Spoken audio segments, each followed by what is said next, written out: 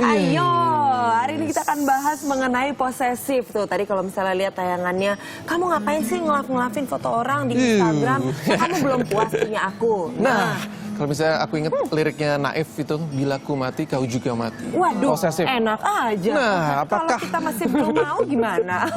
Kita akan tanya-tanya aja langsung ya. apakah sama arti seorang. posesif itu seberat itu? Nah, Kita ini langsung sudah akan ada tanya. psikolog Mbak Pinkan Rumondor. Selamat pagi, Mbak. Selamat pagi, Mbak.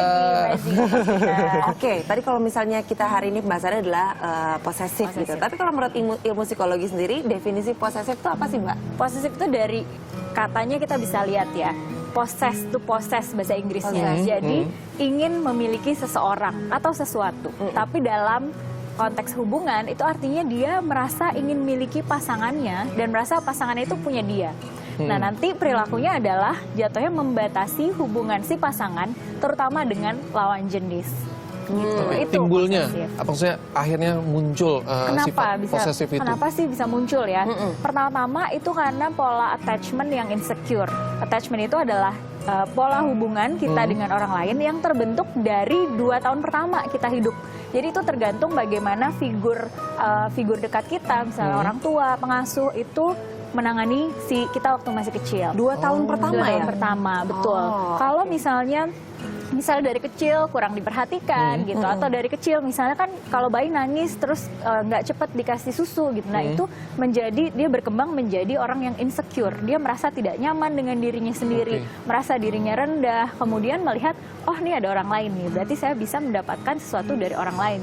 Jatuhnya adalah dia akan berusaha mendominasi si orang lain ini sehingga akhirnya jadi posesif. Jadi nggak terpuaskan pada saat di lingkungan yang lain, akhirnya mencari sesuatu yang baru, sosok yang baru untuk didominasi gitu. Betul. Tapi mungkin nggak sih, Mbak, misalnya si orang yang posesif ini mengatakan bahwa ya ini bentuk rasa kasih sayang saya ke dia. Betul, bisa aja seperti itu. Masalahnya kita lihat tadi posesif kan secara umum seperti itu. Tapi posesif juga bisa kita lihat secara khusus sebagai bentuk dari cemburu. Di bahasa Indonesia posesif itu kalau kita lihat kamus dia sering diartikan sebagai cemburu. Nah, cemburu ini sendiri ada macam-macam, ada 3 macam. Ada cemburu yang reaktif, artinya cemburu kalau melihat pasangan deket-deket sama orang lain, deket-deket sama lawan jenis, atau tadi ngelaf Ngelakuin foto Instagram orang lain, apalagi perempuan-perempuan gitu ya, buat yang laki-laki atau sebaliknya. Itu yang reaktif. Yang kedua ada cemburu yang cemas. Jadi kalau yang pertama udah ada buktinya, yang kedua belum ada. Jadi hanya memikirkan pasangan dekat sama orang lain itu kayaknya udah nggak enak. Tapi apakah harus sama orang lain nih, Mbak? Maksudnya mikirin sama orang lain atau misalnya lagi di mana, lagi ngapain gitu? Lebih ke sama orang lain. Lebih ke sama Lagi di mana, lagi ngapain, jatuh-jatuhnya kan sama siapa. Iya, benar. Jadi curiga ada interaksi sama orang lain. Betul. Itu yang kedua. Betul. Yang kedua. Nah, yang ketiga baru cemburu yang posesif. Nah, ini udah lebih lagi kadarnya daripada sekedar cemas. Dia sebelum ada pikiran atau sebelum ada indikasi udah membatasi duluan hubungan si pasangan dengan lingkungannya, termasuk dan secara khusus lawan jenis gitu. Jadi nanti kelihatannya dari misalnya nggak boleh pergi sendirian, ditanya dulu kalau pergi sama siapa, kemana, ada siapa lawan jenisnya gitu. Kalau ada lebih baik nggak usah seperti itu. Bahkan kontak seperti di telepon juga diliatin. Ini misalnya nama lawan jenisnya siapa aja, ditanya ini siapa. Kalau misalnya nggak ada relevansi bisa di delete ya. Seperti Password itu. ini mungkin juga media sosial harus harus dikasih tahu. Jatuhnya jadi stalking seperti itu, melanggar privacy dan akhirnya jadi menghambat pertumbuhan pribadi si pasangannya. Jadi ngapain ya selama berhubungan itu ya? Betul. Ngecek terus ya? Curigaan terus jadi bawaannya ya. Tapi Betul. Mbak Pinkan, sebetulnya kalau misalnya mungkin pada saat berpacaran gitu ya, atau lagi menjalin hubungan dengan orang, mungkin orang tersebut nggak sadar kalau ternyata pasangannya ini posesif banget gitu. Apa tanda-tanda yang paling jelas?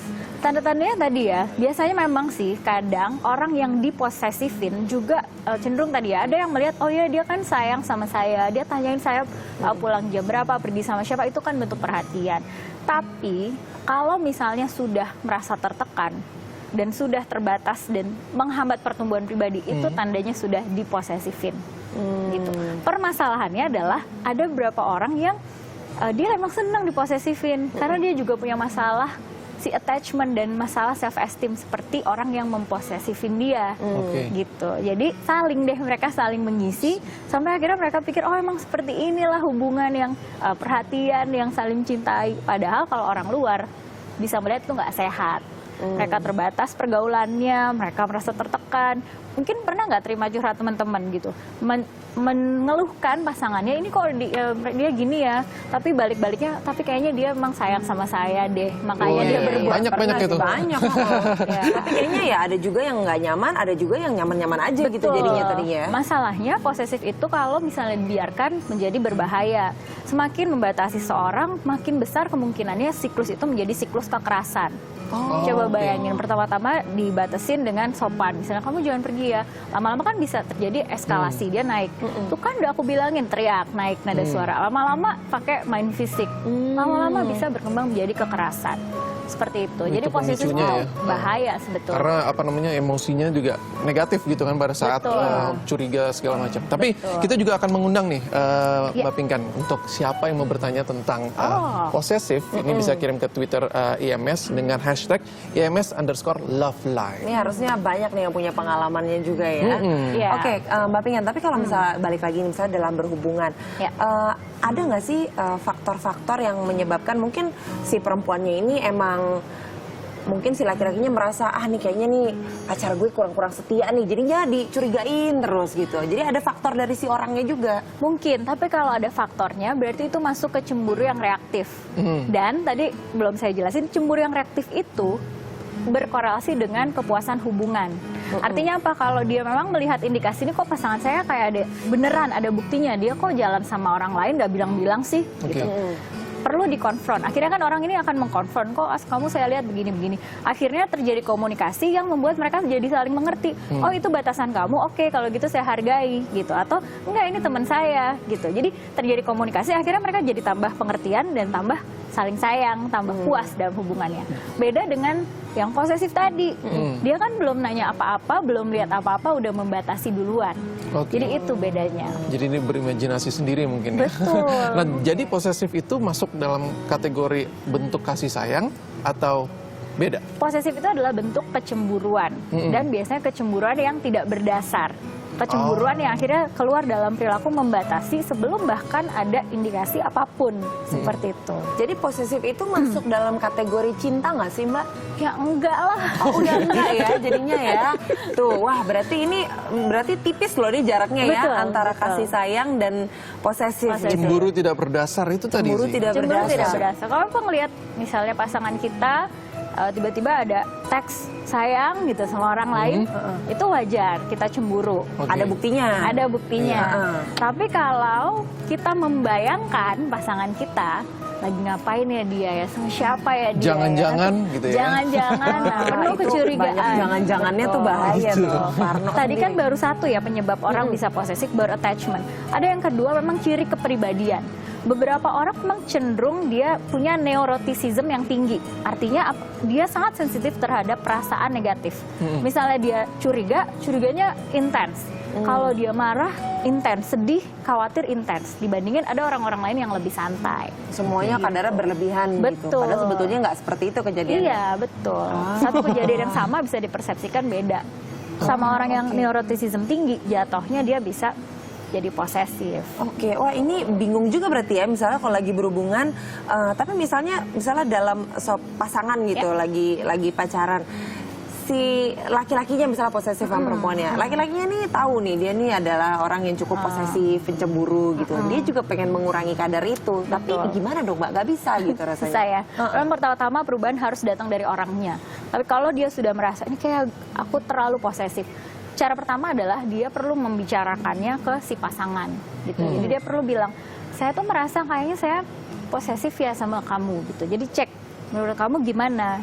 Kalau misalnya memang terlalu posesif nggak sih gitu iya, ya? Gitu. Atau misalnya selama ini saya sering nanyain kamu pergi sama siapa, saya cekin kontak kamu, saya cekin kamu nge-like Instagram siapa aja misalnya. Menurut kamu itu gimana gitu? Menurut saya itu agak posesif gitu. Nah, kalau itu dibicarakan, maka pasangan ini bisa mulai kebuka kan. Misalnya yang satu, iya tuh saya keberatan kamu seperti itu, tapi saya pikir itu karena kamu sayang gitu. Walaupun saya keberatan sih gitu. Jadi terjadi komunikasi sehingga nanti ada batasan-batasan yang baru di hubungan itu. Tapi kayaknya kan mungkin nggak semudah itu ya, mungkin kan pada saat disinggung tentang perhatian itu kan langsung sensitif, langsung marah mungkin. Nah, itu kita kan lihat perhatian aku sama kamu gini-gini. Iya. Benar, Itu gimana? benar. Betul. Makanya kalau memang nggak bisa sendiri, perlu banget tuh ke profesional sekalian, konseling berdua lah gitu. Oke, sebentar nih kita akan lihat dulu ada pertanyaan-pertanyaan yang sudah muncul di Twitter. Saya yakin banyak sekali yang mau nanya. Nih, salah satunya ada di belakang. Tapi kan saya mau tahu kalau dibilang posesif dan kita berubah jadi biasa saja, namun dibilang hambar, lalu mesti melakukan apa? Nah, Dibilang ini posesif. dia hubungannya berarti. Oh, berarti. Nah, ini tadi dia dibilang posesif dan berubah. Kemudian kalau dia berubah dibilang hambar. Berarti perlu dibuka lagi nih pembicaraan dengan si pasangan gitu. Menurut kamu kemarin saya terlalu posesif, sekarang saya dibilang hambar. Jadi harapan kamu seperti apa gitu. Jadi penting banget tuh Balik membuka lagi ke komunikasi ya. Betul. Dan perlu menyadari juga waktu itu saya posesif kenapa ya gitu. Terus pasangan saya kenapa tiba-tiba bilang posesif gitu. Ini lebih ke sayanya yang insecure atau pasangan saya sebenarnya. Atau udah kombinasi keduanya gitu. Udah terbiasa sebenarnya dia. Tadi kan Mbak Pingan sempat bilang ya, kalau misalnya posesif itu dipengaruhi oleh masa lalu mungkin 2 tahun pertama. Ada pengaruhnya nggak sih Mbak? Misalnya dia ini anak tunggal atau anak pertama, anak kedua. Di satu penelitian di Belanda memang ada hubungan antara anak pertama itu ternyata dia lebih enggak posesif dibandingin anak terakhir. Kenapa kira-kira? Karena si anak pertama ini dia sempat mengalami perhatian yang penuh dari orang tuanya. Gitu. Jadi dia tahu gimana rasanya disayang, jadi fokus. Sementara anak yang terakhir mungkin perhatiannya udah terbagi dengan kakak-kakaknya. Sehingga jatuhnya tadi dia lebih cenderung merasa insecure, merasa dirinya ada yang kurang, merasa kurang perhatian sama orang lain. Sehingga jatuhnya bisa cenderung lebih mudah untuk posesif. Jadi berbeda ya. Gitu. Peter anak keberapa? Saya sulung. Saya juga sulung. Berarti kita nggak Jadi posesif kita ya, sama bisa ya. mengendalikan ya. Bisa mengendalikan nih. Nah, Mbak Oke, Pinkan, oke. ini kalau misalnya dia berhubungan, 1 kali berhubungan itu posesif. Terus ini udah berhubungan mungkin 2 ke 3 kali dengan cara yang seperti itu, Sama yang ya. posesif terus. Nah, Posesif terus. penanganannya gimana pada saat untuk keluar dari sifat itu? Sifat itu ya. Tadi perlu disadari bahwa kadang-kadang ada orang yang kayaknya dia nyaman juga diposesifin. Nah, itu dia. Gitu ya. Jadi orang lain mungkin teman-temannya bisa lihat, kamu kok masih mau sih sama dia, orang dia mengekang kamu sekali, kamu nggak berkembang, kok masih mau. Tapi perlu kita lihat, balik lagi ke masa lalunya orang ini, dia nggak tahu apa yang baik, kasih sayang, perhatian, bentuk yang baik itu mungkin dia nggak ada pengalaman. Sehingga bagi seorang itu perhatian dalam bentuk negatif bahkan lebih baik daripada nggak ada perhatian sama sekali. Mungkin nyambung ke yang tadi, kenapa dia merasa hambar? Mungkin jangan-jangan perlu dicek nih, apa jangan pasangannya terbiasa dengan bentuk perhatian yang mengekang seperti itu. Kasar mungkin gitu ya kategorinya. Bagi sebagian orang, mendingan dikasarin daripada nggak diperhatiin sama sekali. Itu kira-kira. Ternyata banyak ya permasalahan percintaan yang ternyata semakin dikulik semakin pelik nih rasanya. Oke, tapi terima kasih banyak Mbak Pinkan untuk diskusinya. Mungkin nanti kita akan kembali dengan Love Line juga dengan topik-topik yang menarik lainnya. Betul sekali. Dan informasi menarik lainnya akan kami hadirkan saat lagi. Jadi tetaplah di Indonesia Morning Show.